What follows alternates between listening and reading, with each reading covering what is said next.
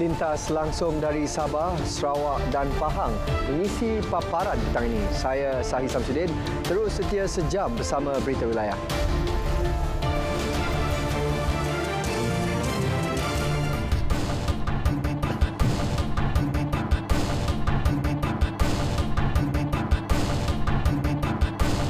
Sebarang tindakan susulan berhubung kes penembakan jatuh pesawat MH17 hanya akan dibuat selepas Mahkamah Belanda mengeluarkan keputusan mengenainya November ini. Perdana Menteri Datuk Seri Ismail Sabri Yaakob berkata, dalam pertemuan dengan rakan sejawatannya, Mark Rutte, beliau menyuarakan pendirian negara yang mahu adil kepada semua pihak terlibat. Kes ini telah pun berada di peringkat mahkamah dan keputusan daripada mahkamah akan dikeluarkan pada bulan November ini dan kita akan sama-samalah menunggu keputusan tersebut dan apa-apa tindakan yang seterusnya akan kita buat selepas mahkamah membuat keputusan. Kerana MH17 ini melibatkan Belanda dan kita faham melibatkan ramai rakyat Belanda dan ia juga melibatkan Malaysia.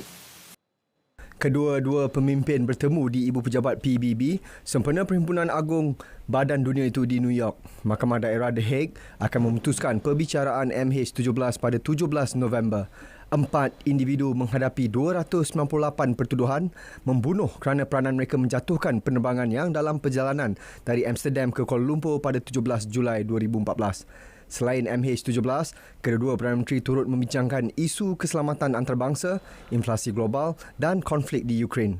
Hubungan dua hala Malaysia-Belanda akan diperkukuh meliputi bidang perdagangan, pertanian dan pengurangan risiko bencana. Malaysia telah mencadangkan pembukaan pejabat UN Habitat di Kuala Lumpur kepada Setiausaha Agung PBB Antonio Guterres. Cadangan itu disampaikan sendiri oleh Perdana Menteri Datuk Seri Ismail Sabri Yaakob ketika pertemuan dengan Guterres di Ibu Pejabat Badan Dunia itu di New York. Sekiranya dipersetujui, pejabat tersebut akan menjadi hub UN Habitat di Asia Tenggara.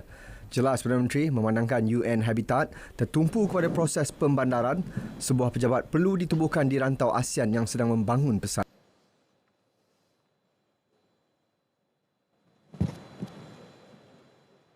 Kita tawarkan diri kita.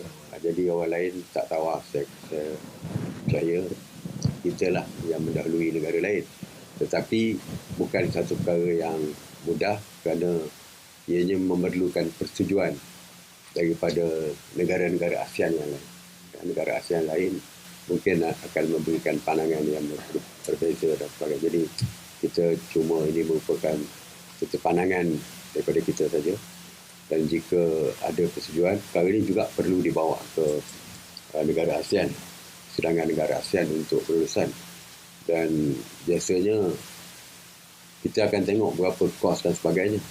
Sebab dari segi UN Habitat ni pun mendapat bantuan kewangan daripada negara-negara anggota. Lokasi pejabat UN Habitat di Malaysia wajar dipertimbangkan ketika ia diketuai oleh pengarah eksekutif Datuk Seri Maimunah Muhammad Sharif yang mencipta sejarah sebagai rakyat Malaysia pertama mengetuai pertubuhan tersebut. Perkembangan banjir di Johor, 6 pusat pemindahan sementara PPS dibuka di Johor Bahru, Pontian dan Batu Pahat bagi menempatkan penduduk terjejas banjir setakat pukul 4 petang tadi. Menerusi kenyataan Jawatan Pengurusan Bencana Daerah, semua PPS menempatkan 200 penduduk daripada 60 keluarga. 2 PPS di Batu Pahat iaitu di Sekolah Agama Seri Bangkal dan Sekolah Kebangsaan Bintang Peserai menempatkan 99 orang penduduk. 2 PPS di Pontian pula ialah Pusat Kurikulum Johor Sungai Tempayan dan Sekolah Agama Kayu Ara Pasong yang menempatkan 78 orang dari 5 buah kampung. Di Johor Bahru, PPS dibuka di Dewan Raya Gelang Patah dan Sekolah Kebangsaan Nong Chik melibatkan 23 penduduk terjejas. Banjir kilat berlaku akibat hujan lebat berterusan sejak 6.30 pagi tadi dan air pasang. Sementara itu, beberapa rumah di Kampung Sungai Naga, Air Baloi dan Parit Haji Omar di Pontian serta Kampung Parit Jamil dan Sabah Au di Muar terjejas akibat ribut.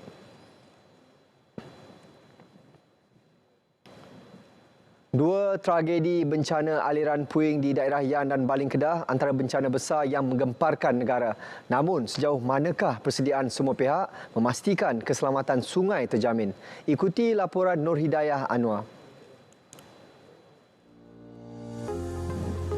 Susulan tragedi itu, pembinaan empangan Sabo telah bermula pada Disember 2021 dijangka siap pada 2023 di bawah peruntukan pembangunan RMK 12 sebanyak RM48 juta.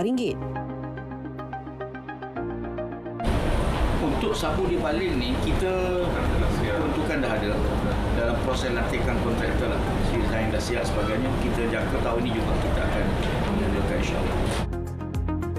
Selain projek tebatan banjir, JPS juga memfokuskan kepada projek pemeliharaan muara sungai, pembangunan lembangan sungai bersepadu, kawalan hakisan pantai dan saliran bandar. EWS ni dia mempunyai beberapa komponen. Salah satu komponen tersebut adalah wire sensor yang akan mengesan aliran puing tu. Maknanya bila aliran puing tu pada tahap tertentu, bila dia kena pada wire sensor tersebut, dia akan activate sistem amaran awal ni yang boleh didengari oleh penduduk sekitar. Di baling pembangunan semula, kawasan bencana berasaskan konsep pemulihan, berdaya tahan dan build back better dilaksanakan. Baru ni saya juga buat mesyuarat bersama dengan Pejabat Tanah PTG dan juga PKB, dan saya telah bagi arahan untuk PKB yang mendapat kelulusan berkerajaan untuk mengambil tindakan yang pantas memperbanyakkan jentera dalam sungai, eskavator. Deposit pasir yang berada dalam sungai dapat dikeluarkan dengan lebih cepat supaya sungai dapat kembali berfungsi seperti biasa. Sungai Muda merupakan sumber utama bekalan air dan juga pengairan padi bagi negeri Kedah dan Pulau Pinang. Di belakang saya ini merupakan ampang jajar Sungai Muda yang merupakan struktur tebatan banjir bagi mengurangkan banjir di kawasan hilir Sungai Muda. Justru usaha untuk memelihara dan melestarikan penggunaan sungai perlu diteruskan, terutama melibatkan generasi muda. Nur Hidayah Anwar, RTM. Selamat Hari Sungai Sedunia!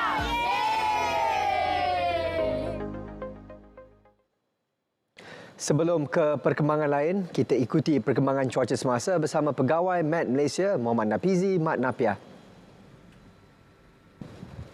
Assalamualaikum dan salam sejahtera. Kita mulakan laporan pada petang ini dengan melihat keadaan cuaca semasa. Imej gempa radar menunjukkan keadaan cuaca hujan lebat dan ribut petir pada petang ini yang berlaku di Pulau Langkawi, Perlis, di sekitar pedalaman Kedah, Perak, juga di negeri-negeri pantai timur Semenanjung. Keadaan cuaca ribut petir terutamanya untuk negeri-negeri pantai timur Semenanjung dijangka mampu untuk berterusan sehingga ke lewat malam nanti.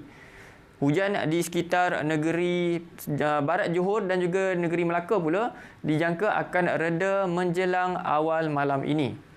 Untuk tinjauan cuaca bagi negeri Sabah dan Sarawak pula melihatkan keadaan cuaca ribut petir pada petang ini yang turut berlaku di beberapa bahagian di sebelah barat Sarawak seperti di Kuching, Serian, Samarahan, Betong, Sarikei, Sibu dan juga di sekitar pedalaman Kapit. Keadaan cuaca ribut petir untuk kawasan-kawasan ini dijangka akan reda juga menjelang awal malam.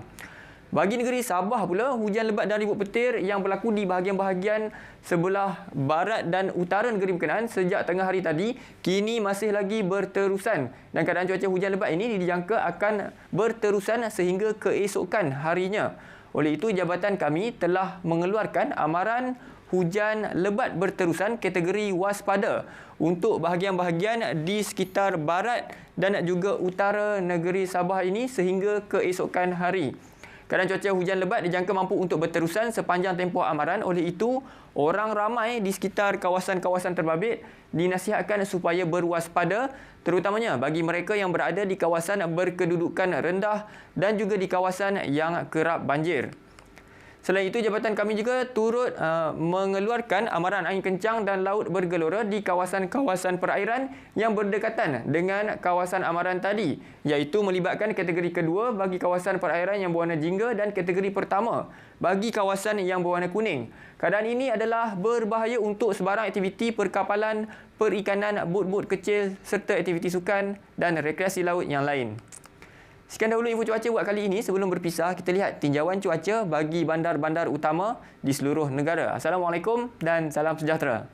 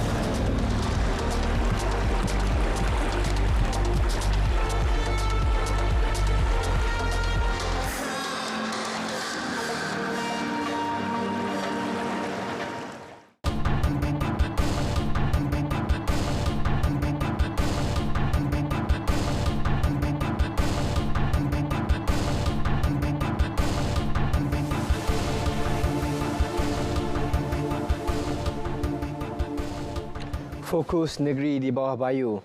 Dewan Undangan Negeri Sabah tidak dibubarkan meskipun pembubaran parlimen dilaksana. Perinciannya bersama Muhammad Dia Salah di Kota Kinabalu. Silakan Dia.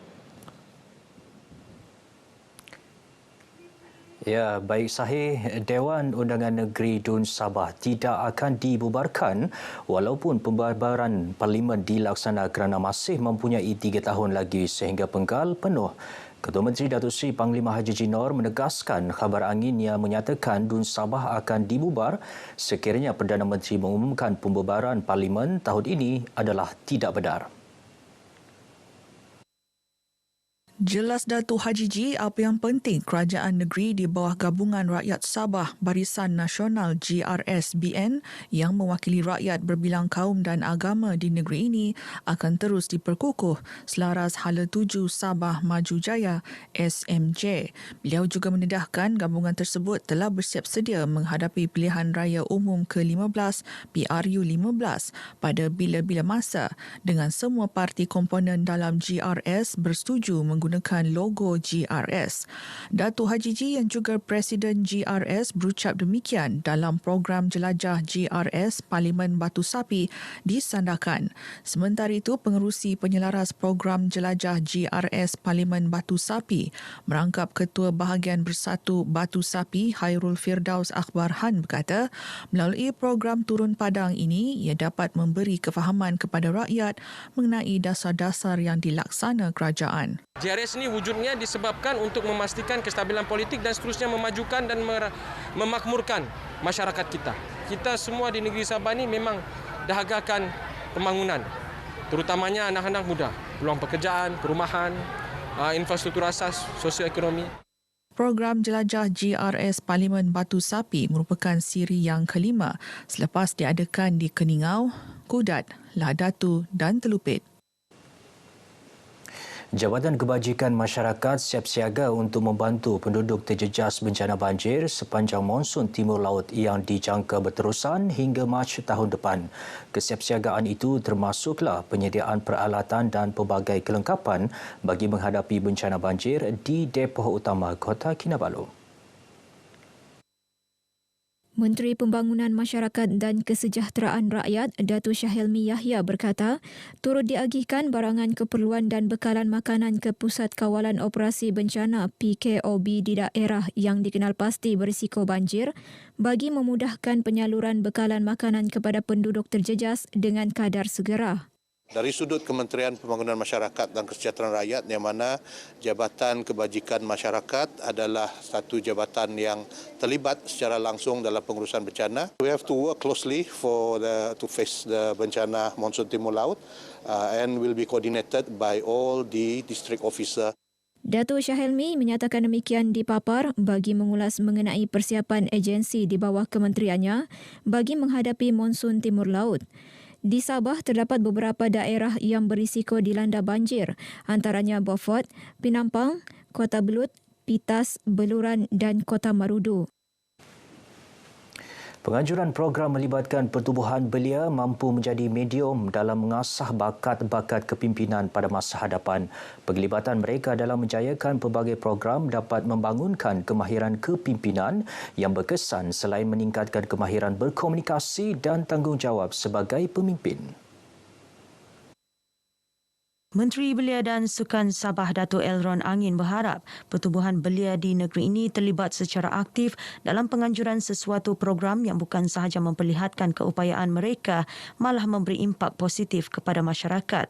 Beliau menyatakan demikian dalam pertandingan tarik tali Solidariti Terbuka Tambunan Piala Datuk Seri Panglima Dr. Jeffrey Kitingan 2022 di Tambunan. Mengenai pertandingan ini, katanya ia menjadi wadah dalam memupuk semangat perpaduan dan kerjasama dan kesukanan tinggi dalam kalangan peserta. Program anjuran belia Kampung Karanaan Tambunan ini disertai 30 pasukan antaranya dari Sarawak, wilayah Persekutuan Labuan dan Kuala Lumpur serta negara Brunei Darussalam. Warga pendidik perlu terus memberi komitmen tinggi dalam melaksanakan tanggungjawab mendidik anak bangsa. Ini kerana mereka merupakan tunjang kepada kemanjadian pelajar.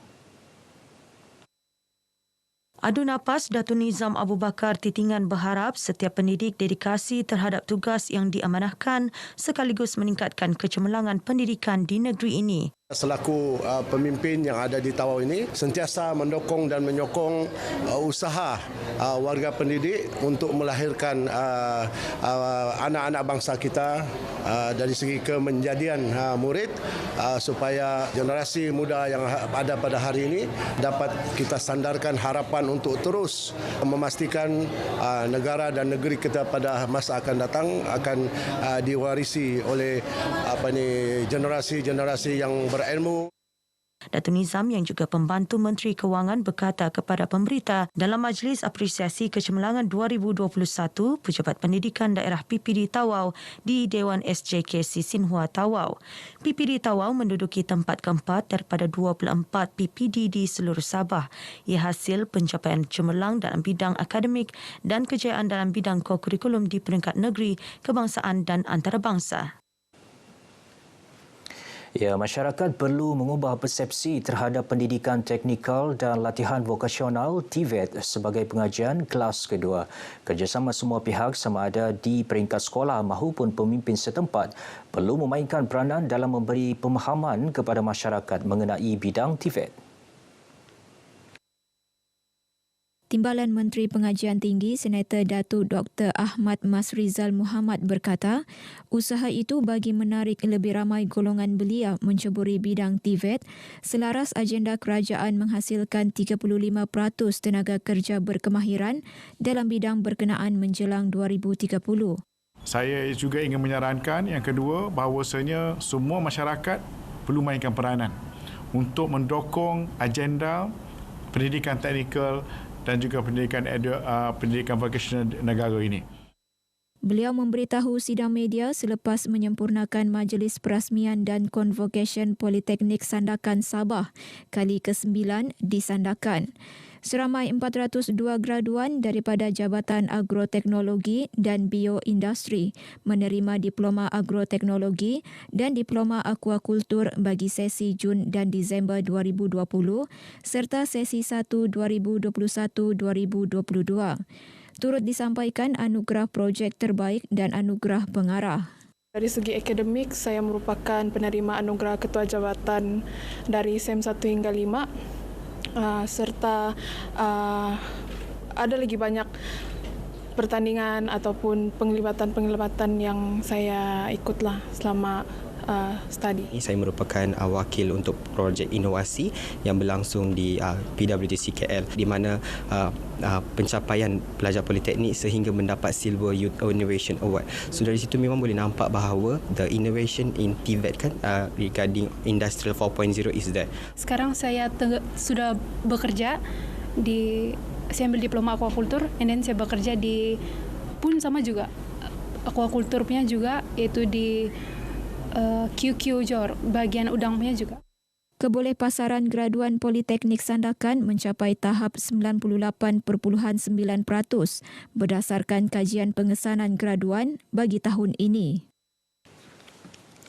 Warga guru yang mengalami penyakit kronik dan memerlukan kelengkapan makanan atau ubatan yang tidak termasuk dalam bantuan Jabatan Perkhidmatan Awam JPA ex gratia boleh membuat permohonan kepada Yayasan Guru Tun Husin On YGTHO. Permohonan tersebut boleh dipanjangkan melalui Jabatan Pendidikan Negeri. Timbalan Ketua Pengarah Pendidikan Sektor Pembangunan Profesionalisme Dr. Ahmad Rafi C. Kasim menyatakan permohonan tersebut terbuka kepada semua guru yang memerlukan, termasuk guru kurang upaya. Salah satu fungsi kita adalah untuk membantu kebajikan guru-guru. Sebagai penjawat awam, guru-guru ada bantuan oleh kerajaan menerusi ex gratia. Tetapi ada juga aspek-aspek lain yang mereka memerlukan bantuan. Jadi Yayasan Guru Tun Husin On boleh membantu berdasarkan permohonan. Beliau ditemui RTM selepas melancarkan bengkel pembangunan kompetensi guru reka bentuk dan teknologi sains dan matematik di Kudat. YGTHO dahulunya dikenali sebagai kumpulan wang simpanan guru-guru adalah badan berkanun di bawah Kementerian Pendidikan bagi memberi bantuan dalam meningkatkan pembangunan profesionalisme guru, menjaga kebajikan guru dan membantu pendidikan anak guru. Baik saudara, sekian dahulu paparan dari Negeri di Bawah Bayu. Untuk lebih banyak perkembangan semasa di tanah air, terus sahaja bersama Sahih di Angkasa Pura. Silakan Sahih. Terima kasih dia.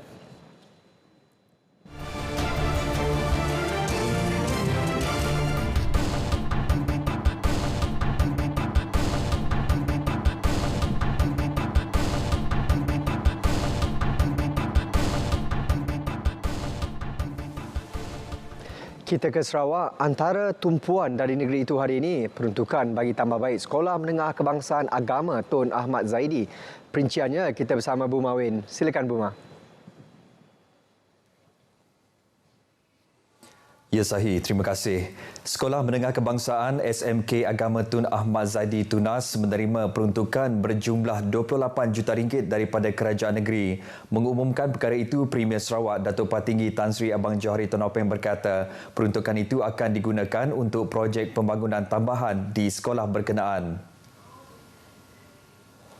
Antara yang akan dibangunkan adalah sebuah bangunan pintar yang dianggarkan bernilai RM6.5 juta, RM10 juta untuk naik taraf fizikal sekolah melibatkan asrama dan kuartus guru, membeli bas baharu dan RM1 juta untuk program pembangunan modal insan. Datuk Patinggi Tan Sri Abang Johari berharap dengan adanya peruntukan yang disalurkan, diharap sekolah itu akan dapat melahirkan pelajar yang berkualiti bagi memenuhi pasaran tenaga kerja yang diperlukan Sarawak. Beliau berkata demikian pada Majlis Makan Malam Kesyukuran Penubuhan Sekolah berkenaan bertempat di Dewan Imtiaz Tunas Kuching. Dalam majlis itu, Premier Sarawak turut meluangkan masa melawat pameran yang disediakan oleh pelajar-pelajar sekolah berkenaan. Menerusi Dasar Pembangunan Luar Bandar DPLB, pelaksanaan program Komuniti Sejahtera PKS menekankan kepada memudayakan masyarakat dengan kehidupan sihat, selamat dan sejahtera dalam komuniti desa. Menurut Timbalan Menteri Kementerian Pembangunan Luar Bandar KPLB, Datuk Hasbi Habibullah, program Komuniti Sejahtera meletakkan beberapa objektif utama iaitu memberikan pengetahuan, kesedaran dan kemahiran kepada masyarakat terhadap kehidupan yang sihat, selamat dan sejahtera. Ujar Datuk Hasbi, ia juga mewujudkan hubungan baik dalam kalangan komuniti desa bersama pemimpin tempatan, agensi kerajaan, swasta dan badan bukan kerajaan NGO. Selain itu, melalui program dalam komuniti, ia turut menggalakkan kelangsungan budaya hidup sihat, aktif dan cergas di samping mempukuhkan jati diri dan semangat patriotisme dalam komuniti. Kerajaan amat berharap bahawa pelaksanaan program dapat menjadikan ejen penggerak kerajaan untuk mencorakkan komuniti desa ke arah mengamalkan gaya hidup sihat. Ianya juga boleh dijadikan asas dalam memperkukuhkan institusi kekeluargaan dan masyarakat, di samping meningkatkan pengetahuan dan kesedaran serta membangkitkan semangat baru masyarakat setempat. Beliau berucap merasmikan program Komuniti Sejahtera PKS di Umar Juman, penempatan semula bakun BRS Sungai Asap Belaga. Program anjuran Jabatan Kemajuan Masyarakat Kemas Negeri Sarawak di Umar Juman itu melibatkan pelbagai agensi kerajaan termasuk penduduk dan pemimpin masyarakat dari 15 perkampungan masyarakat orang Ulu di BRS Sungai Asap. Menurut Dato' Hasbi lagi, beliau amat menggalakkan penglibatan semua lapisan masyarakat agar keseronokan dan manfaat daripada program PKS ini dapat dinikmati bersama. KPLB juga telah melancarkan Kampung Sejahtera dan ia melibatkan 21 buah kampung terpilih di seluruh Sarawak. Penilaian Kampung Sejahtera ini menurut Dato' Hasbi telah melalui proses penghakiman dan keputusan akan diumumkan dalam tempoh terdekat. Di Parlimen Hulu Rajang, ujarnya, sebuah kampung telah terpilih menyertai Kampung Sejahtera ini. Seramai 33 isi rumah yang terlibat dalam kebakaran rumah Jungan Batu 36 di Selangor pada Ogos lalu menerima bantuan tunai bencana semalam. Menurut Timbalan Menteri Kesejahteraan Komuniti Razi Sitam, bantuan tersebut adalah daripada Jabatan Kebajikan Masyarakat Sarawak. Kerajaan Sarawak melalui Pejabat Kebajikan Masyarakat Sibu telah menyerahkan sejumlah RM226,200 pelbagai bentuk bantuan seperti wang saku dengan berjumlah RM17,100 kepada 171 orang. Beliau berkata demikian selepas menyerahkan bantuan berkenaan di Pejabat Daerah Selangor. Pada 23 Ogos lalu, rumah panjang lama itu dilaporkan terbakar kira-kira pukul 6.50 pagi. Program Tech Safari 2.0 inisiatif Pusat Kecemerlangan Teknikal Sarawak Sentex dilancarkan semula tahun ini. Timbalan Menteri Pembangunan Wanita, Kanak-kanak dan Kesejahteraan Komuniti, Datuk Rozzi Yunus berkata, langkah ini bertujuan memberi pendedahan kepada golongan belia di negeri ini berkaitan peranan Sentex dalam pembangunan kemahiran industri teknikal dan digital serta program latihan-latihan lain yang ditawarkan pusat berkenaan. Dato' Rozzi berkata pembangunan kemahiran industri teknikal dan digital ini juga adalah sebagai menyahut seruan Premier Sarawak Dato' Patinggi Tan Sri Abang Johari Tun Openg ke arah mentransformasi Sarawak melalui ekonomi digital. Katanya dengan mewujudkan tenaga kerja berkemahiran, terutamanya belia yang berpengetahuan dan mahir dalam bidang industri teknikal dan digital, ia adalah penting sebagai pelaburan masa depan kepada Sarawak. Beliau berucap melancarkan program tersebut di Miri yang dihadiri 115 peserta. Penguatkuasaan di premis-premis makanan sebagai lokasi larangan merokok perlu dipantau lebih kerap bagi memastikan tempat tersebut lebih sihat dan bebas asap rokok. Gesaan itu disuarakan oleh Pegawai Daerah Limbang Supri Awang Said yang mahu pemantauan lebih kerap dilaksanakan pihak berkaitan bagi menjamin persekitaran awam termasuk premis makanan daripada pencemaran asap rokok. Supri Awang Said turut menggesa pemilik premis juga perlu lebih bertanggungjawab dan bekerjasama dalam menguatkuasa larangan merokok kepada pelanggan mereka selain faktor kesedaran individu sendiri. Beliau berkata demikian pada pelancaran kempen Speak Out dan pengukuhan penguatkuasaan tempat makan sebagai tempat dilarang merokok bersempena jelajah agenda nasional Malaysia Sihat peringkat bahagian Limbang. Pada majlis tersebut, Supri turut menyampaikan sijil pengiktirafan bersih, selamat dan sihat kepada 3 premis makanan di Limbang. Ini menjadikan keseluruhan 15 buah premis di Limbang mendapat pengiktirafan sijil berkenaan.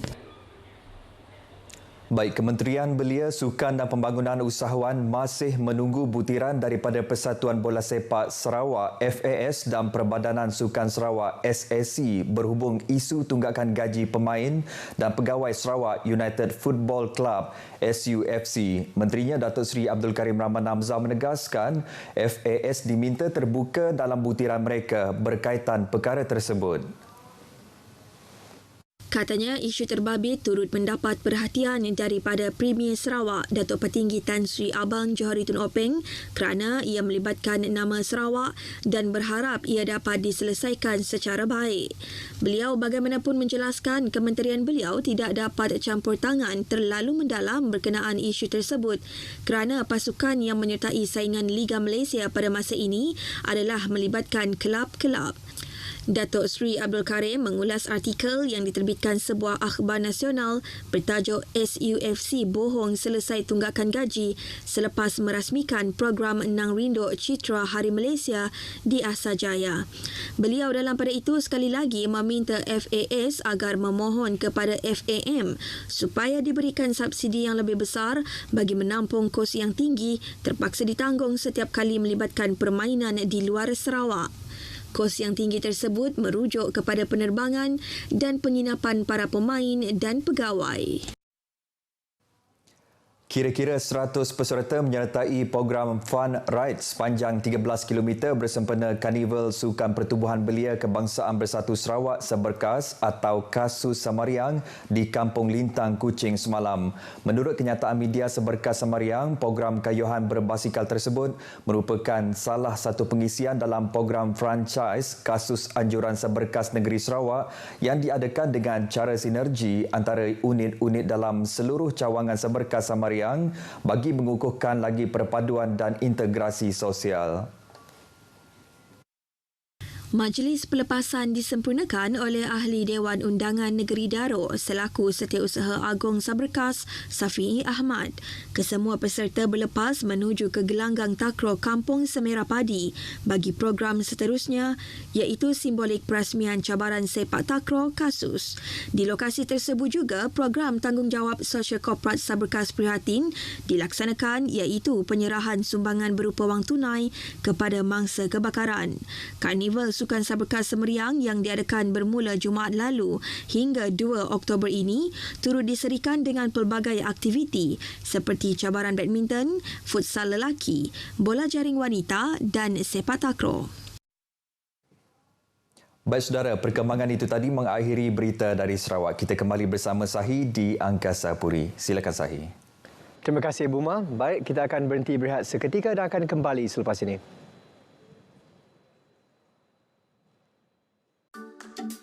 Pelan Tindakan Dasar Sekuriti Makanan Negara 2021 hingga 2025 bertujuan memperkukuh sekuriti makanan negara.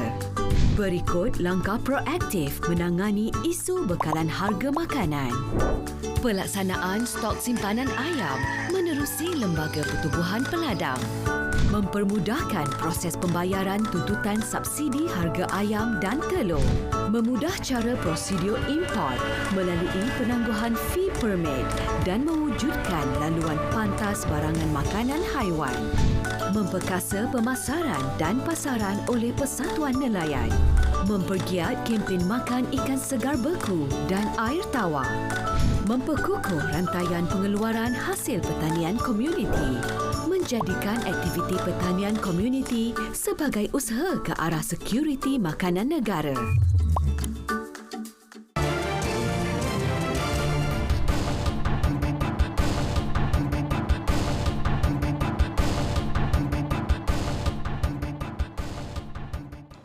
Agihan zakat Majlis Ugama Islam dan Adat Resam Melayu Pahang menjadi fokus utama perkembangan dari Pahang.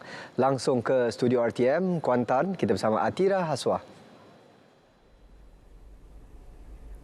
543 buah sekolah rendah di Pahang terima agihan zakat daripada Majlis Ugama Islam dan Adat Resam Melayu Pahang MUIM dengan nilai keseluruhan RM1,539,000. Setiap sekolah menerima RM3,000 untuk diagihkan kepada murid-murid Hasnaf. Timbalan Ketua Pegawai Eksekutif Baitulmal dan Operasi MUIB, Dr. Hasmadi Abdul Rahman berkata, ia termasuk sekolah jenis kebangsaan Cina yang mempunyai murid Hasnaf beragama Islam. Penyerahan dibuat kepada Persatuan Ibu Bapa dan Guru PIBG. Kepada semua pembayar zakat di Pahang, jangan bimbang kerana duit-duit ataupun zakat-zakat tersebut diagihkan kepada 8 asnaf yang telah ditetapkan di dalam Al-Quran, dan inilah hasil dia.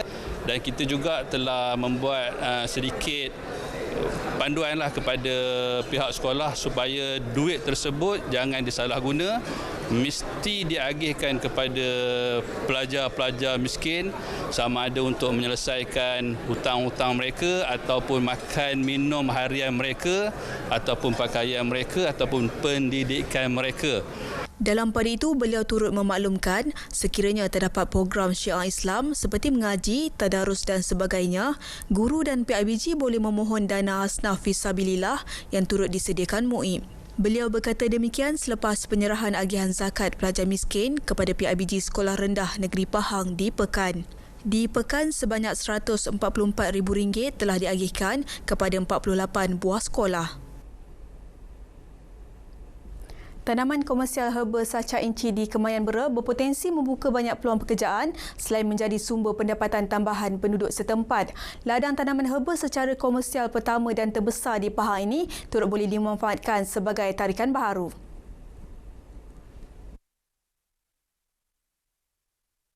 Menurut pengusaha ladang saca inci Bera, Azri Makno, bagi memenuhi permintaan pasaran, tenaga kerja yang ramai diperlukan. Boleh ikutkan sekarang ini masih lagi di fasa pertama di mana kami menanam lebih kurang dalam 50 ekar kacang saca inci. Untuk masa hadapan kami mensasarkan membesarkan lagi ladang sehingga 250 ekar dan kami mensasarkan mampu mengeluarkan kacang saca inci dan juga produk-produk yang setanding dengan produk antarabangsa. Pihaknya turut bekerjasama dengan penduduk setempat dengan menggalakkan penanaman herba tersebut di sekitar kediaman masing-masing. Hasil tanaman akan dibeli pihaknya untuk dipasarkan. Memberi banyak peluang pekerjaan dalam sektor pekerjaan dan disebabkan saca inci ini boleh memperbagaikan produk dia, jadi industri ini memberi peluang juga pekerjaan kepada anak-anak muda dalam konteks packaging dan kita boleh lihatlah di ladang tadi ada ramai pekerja-pekerja yang melibatkan orang tempatan. Pokok kekacang yang berasal dari Peru dan Brazil ini digunakan untuk penghasilan produk kesihatan, kecantikan dan minyak. Hubungan negeri Pahang dan Terengganu telah lama utuh terjalin menerusi perkahwinan waris Sultan Pertama Pahang, Almarhum Sultan Ahmad Al-Muazzam Shah Ibni Almarhum Bendahara Ali dengan waris Almarhum Sultan Zainal Abidin. Selepas 108 tahun kemangkatan Sultan Pertama Pahang pada 9 Mei 1914, jasa baginda mengukuhkan hubungan dua negeri kekal dikenang. Bagi menyuburkan silaturahim antara waris keturunan tersebut, Majlis Santapan Waris-Waris Sultan Ahmad Muazzam Shah dan Sultan Zainal Abidin diadakan di Pekan Pahang dengan kehadiran 210 waris. Majlis mempertemukan waris-waris dari Pahang dan Terengganu yang mempunyai jalur waris yang sama tetapi lama terpisah. Kebanyakannya pertalian ni berkait dengan perkahwinan satu dan asalnya yang sebenarnya memang kami yang di Terengganu ni asal daripada Pahang. Cuma dia lari perselisihan faham antara sama sendiri kan, lari balik ke Terengganu, duduk Terengganu, ada balik ke Johor, macam itulah. Majlis turut diserikan dengan persembahan kumpulan tarian gamelan yang ditubuhkan di Terengganu dan diperkenalkan almarhumah Tengku Ampuan Mariam dan Sultan Sulaiman Badrul Alam Shah di Terengganu. Tambah Tengku Roslina, majlis sama turut akan diadakan di Terengganu dan Kuala Lumpur bagi mengesan waris-waris lain di seluruh negara. Paparan itu tadi mengakhiri perkembangan dari Pahang. Kembali ke Angkasa Puri. Assalamualaikum dan salam keluarga Malaysia. Terima kasih Atira. Tiada cubaan bunuh diri oleh seorang wanita di Jambatan Sultan Ismail Petra, Pasir Mas, Kelantan semalam. Sebaliknya, wanita berkenaan hanya mendiamkan diri apabila ditanya oleh orang awam. Beliau berkata orang awam yang menyangka mangsa ingin membunuh diri terus menghubungi pihak polis. Ketua Polis Daerah Pasir Mas, Asisten Komisioner ACP Muhammad Nasaruddin Mat Nasir memaklumkan mangsa kini dirawat di Ward Psikiatri Kota Baru dan berada dalam keadaan stabil. Temu bual dengan ahli keluarga mangsa mendapati dia telah disahkan mengalami masalah kemurungan sejak 3 tahun lepas.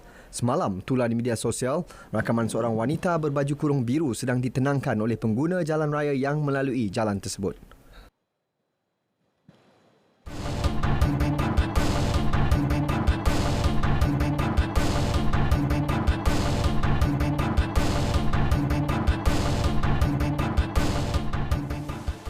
Usaha memartabatkan industri kreatif akan terus digiatkan Kementerian Komunikasi dan Multimedia KCOM dengan menghidupkan kembali warisan dan kebudayaan di negara ini.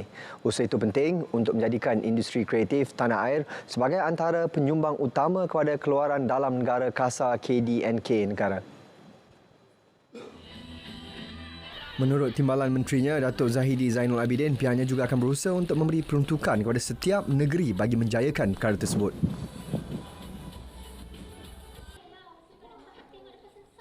Kita akan pergi tiap-tiap negeri sebab tujuan kita yang pertama, kita nak tingkatkan pendapatan KDNK kita dalam bidang industri kreatif. So, kita berusaha, Kementerian KCOM berusaha. Jadi kita nak pergi ke tiap-tiap negeri, macam mana kita nak buat untuk kita supaya industri kreatif tu, warisan yang ada di tersebut kita akan hidupkan kembali. Kemungkinan ke depan ni mana kita akan carilah bajet ataupun sedikit peruntukan untuk tiap-tiap negeri itu supaya mereka dapat hidupkan kembali industri kreatif. Beliau berkata demikian selepas pertandingan akhir jaguh Boria anjuran RTM di Universiti Sains Malaysia. 1.25 juta pengguna dapat memanfaatkan lebih 911 buah pusat ekonomi digital keluarga Malaysia PEDI setakat ini. Ketua Setiausaha Kementerian Komunikasi dan Multimedia Malaysia, Datuk Seri Muhammad Mentek berkata, PEDI sangat membantu dalam membimbing usahawan mikro ke arah transformasi pendigitalan perniagaan dan seterusnya meningkatkan pendapatan. Kepada platform e-dagang ini adalah merupakan satu tuntutan buat masa ini, khususnya pada usahawan itu sendiri. Jadi peranan PEDI ini amat penting, sebab itulah program PEDI ini kita akan teruskan dan memang hasrat kementerian untuk kita membina lebih banyak lagi PEDI, khususnya di dun-dun yang belum ada kemudahan PEDI itu sendiri. Di Pulau Pinang terdapat 3 PEDI yang telah beroperasi dan jumlah ini dijangka akan ditambah pada tahun hadapan. Liga Super aksi tunggal malam tadi menyaksikan Penang FC menamatkan kemarau 8 perlawanan tanpa kemenangan dengan menewaskan KL City FC 1-0 di Stadium Bandaraya. Kapten pasukan tuan rumah Lucas Espinola da Silva memberikan keceriaan buat skuad Harimau Kumbang apabila meledak satu-satunya gol pada perlawanan tersebut pada minit ke-76. Sekaligus menyaksikan anak buah Datuk Zainal Abidin Hassan mencatat kemenangan kedua musim ini. Menurut pengendali tersebut, kemenangan di laman sendiri itu diyakini bakal mencetuskan semangat baru buat pemain serta penyokong. Tiap-tiap pemain memberi segala-galanya. Walaupun kita membuat taktikal yang terbaik, tetapi yang penting adalah hati mereka mencurahkan segala-galanya. Saya amat gembira dan bangga atas tiap-tiap pemain. Bagi pengendali KL City FC, Boyan Hodak, beliau langsung tidak berpuas hati dengan prestasi yang ditunjukkan anak buahnya. No, to be honest, not only strikers. There is lots of players that today didn't turn up for a match. And I said before that Penang have good players. They didn't have injuries. Today they have full squad, and when they have this, they fight. So at the end, they deserve this win.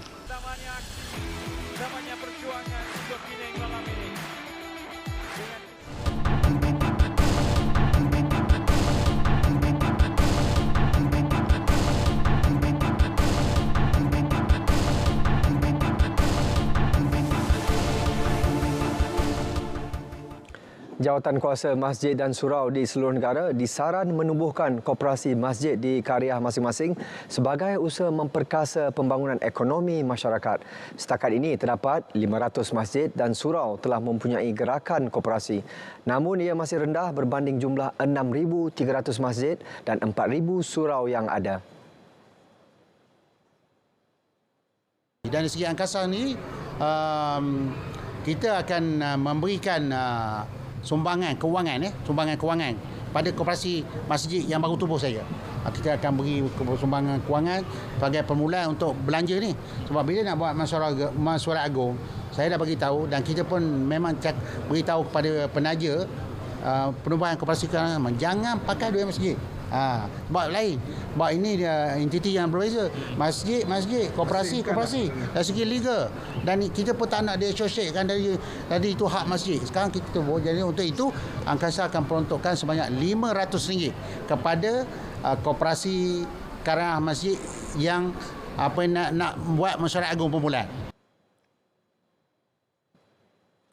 Biarpun hanya kejohanan jemputan, namun kemenangan sudah pasti akan menjadi momen manis buat Harimau Melaya sekiranya dapat menjulang semula Piala Raja Thai.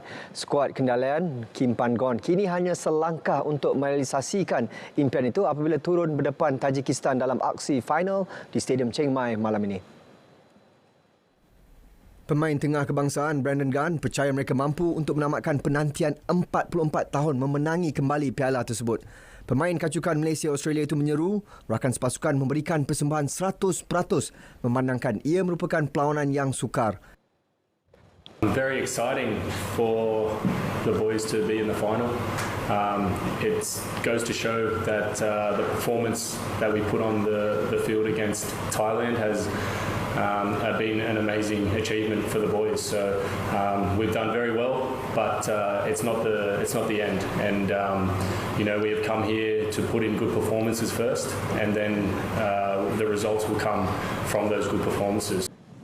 Malaysia pernah 4 kali memenangi Piala Raja Thai iaitu pada tahun 1972, 1976, 1977 dan kali terakhir 1978 apabila menewaskan Singapura 3-2.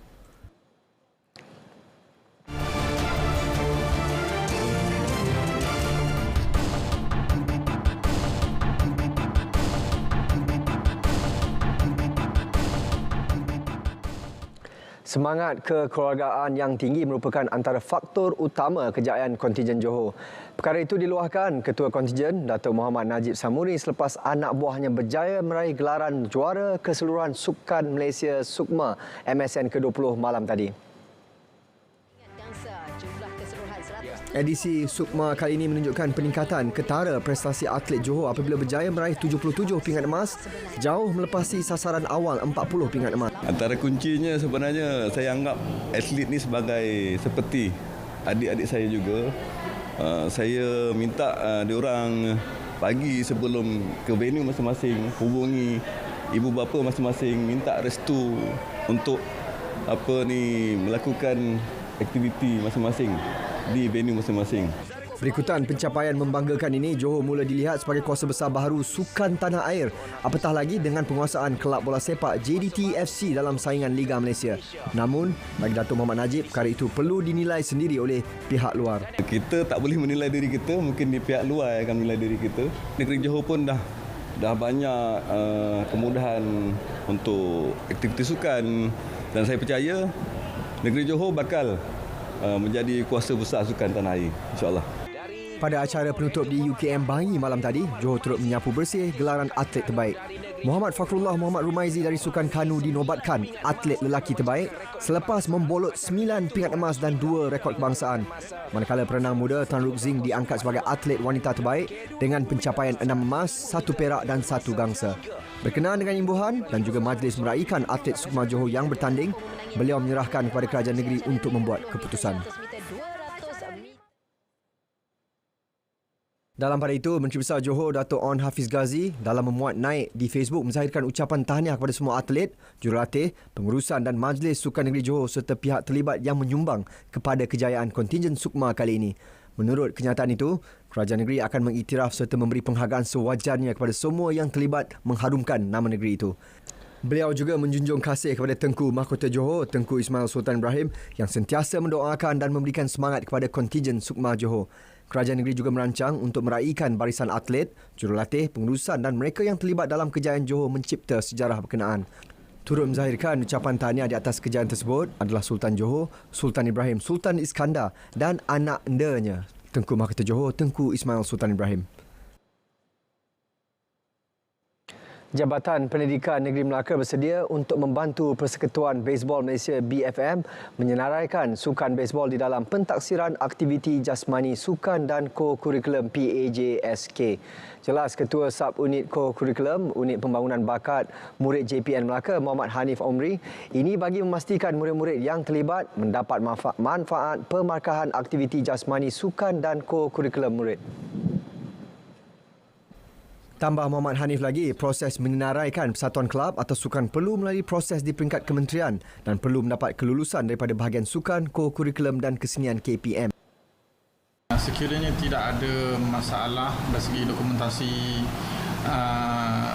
dengan sukan ni, dia di bawah Suruhanjaya Sukan. Jadi saya rasa tidak ada halangan kepada KPM untuk bantu menyenaraikan sukan permainan yang baru ni di dalam sistem PAJSK. Antara sukan terbaru yang dimasukkan dalam PAJSK adalah permainan frisbee dan sukan dodgeball.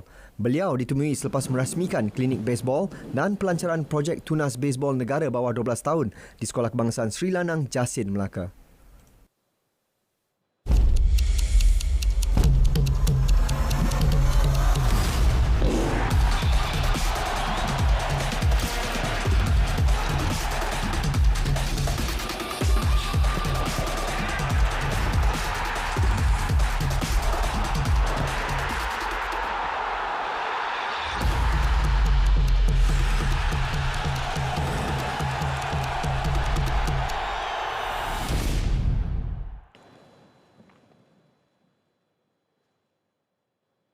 Sungai, elemen penting dalam kehidupan. Peranan utamanya sebagai punca sumber air selain menjadi habitat kepada hidupan air tawar. Justru bagi memastikan rantaian yang disokongnya kekal berfungsi, kebersihan sungai wajar diberi perhatian. Laporan khas hari ini meninjau sejauh mana masyarakat punyai kesedaran tentang pentingnya tanggungjawab menjaga kebersihan sumber air bersih itu. Wartawan Mazuria Zulkifli merungkaikan.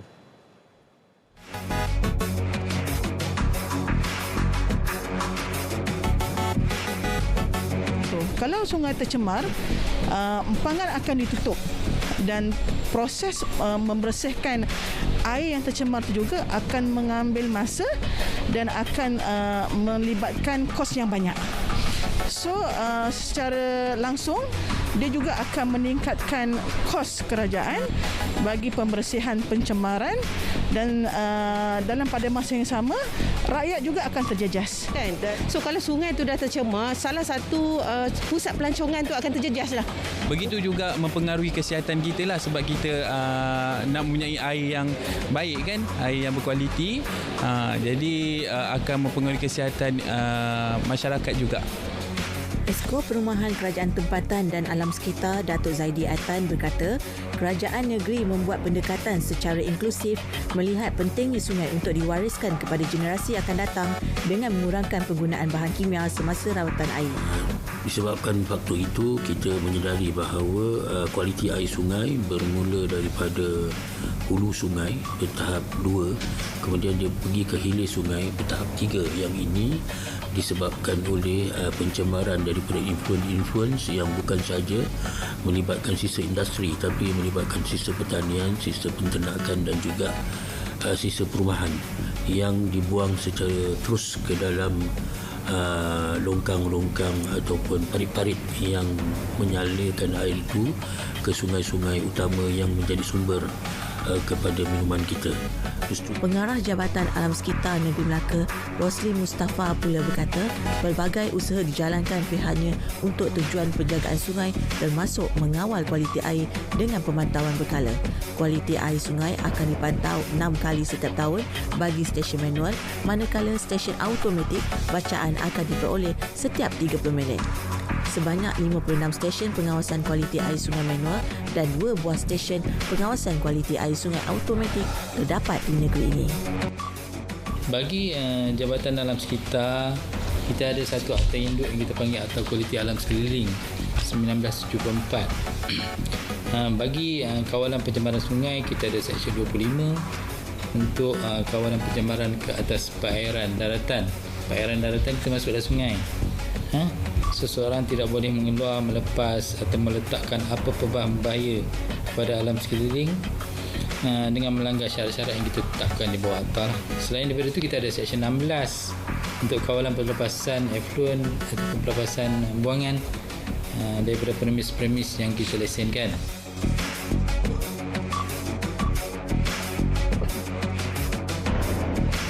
Sungai merupakan sumber air bersih penting dalam kehidupan seharian kita. Jika ia tercemar, ia bukan sahaja menjejaskan air bersih, malah kesihatan. Oleh itu, sama-sama kita menjaga dan memelihara sungai kita untuk generasi akan datang. Mazuria Zulkifli, RTM.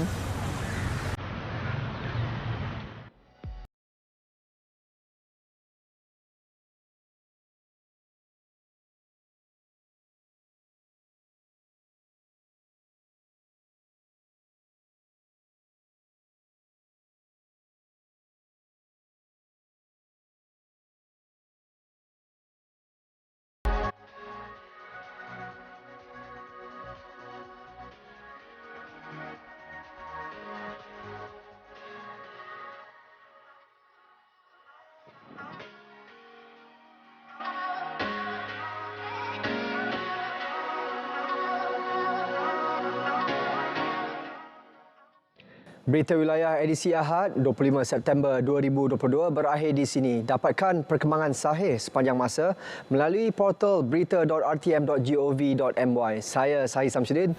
Assalamualaikum dan salam keluarga Malaysia.